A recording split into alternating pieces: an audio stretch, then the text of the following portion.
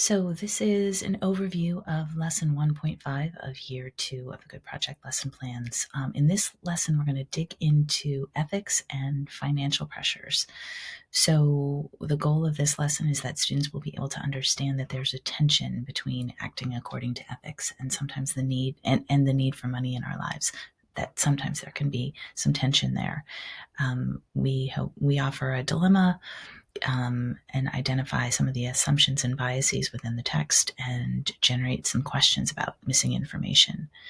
A number of different ways to assess students' growth with this particular lesson: CASEL alignment, portfolio documentation, and then a number of resources. Some of these issues may be unfamiliar to your students, so we've really tried to offer as many resources as possible to support your teaching of this particular lesson.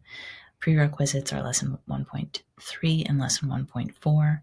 An optional refresher, reminding them of the previous lessons. The immediate lesson prior to this was on excellence. Today we're gonna really focus on ethics. So the dilemma is the cost of conscience, and this particular dilemma really talks about an individual who is not especially financially secure, and he has questions about the ethics of his employers, and he is struggling about how much he can push back and how important his finances are. So there are lots more details which you can dig into with your students. And the essential question is, how do we balance ethical work with the need for money in our lives? So present the dilemma, and then we dig into what we call peeling the onion. So I'm sure the metaphor is clear, but offering to your students how many different layers there are to a dilemma like this, for example.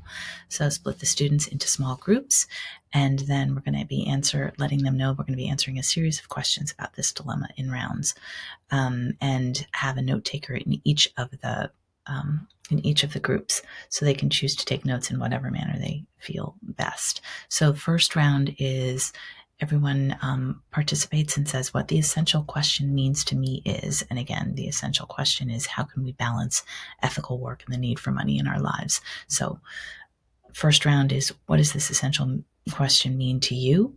They each respond. And then going a layer deeper, one assumption that seems to be part of the dilemma for me is that something is unethical, for example, or the importance of finances, or digging even deeper.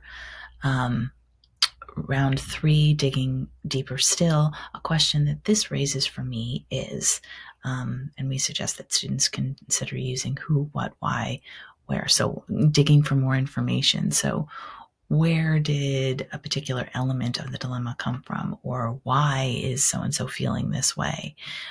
Or how might the situation be changed if? Repeat this one if time allows. And then the final layer here is, what if, or have we thought about, or I wonder. So digging deeper still. So each student raises a possibility, particularly about how the main character, might make a decision or take an action, keeping in mind the choices he must weigh. So it really asks the students to continue to keep reflecting and going deeper and deeper. If assumptions are something that might be less familiar to your students, so if they don't have a lot of experience questioning their own assumptions, for example, or what it means to jump to conclusions, here are some additional resources around iceberg thinking, and a resource from our colleagues facing history and ourselves.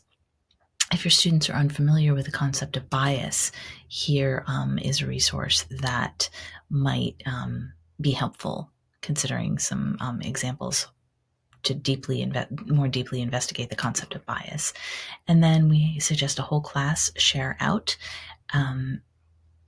asking them to share one main point from their conversation, thinking together about what some next steps might be.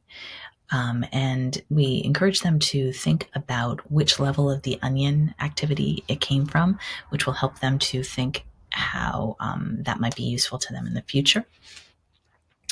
And then think about consider together as a group. How might a shift from doing something because it's ethical to doing something for money affect your decision making? Closing an exit ticket involves weighing these following questions.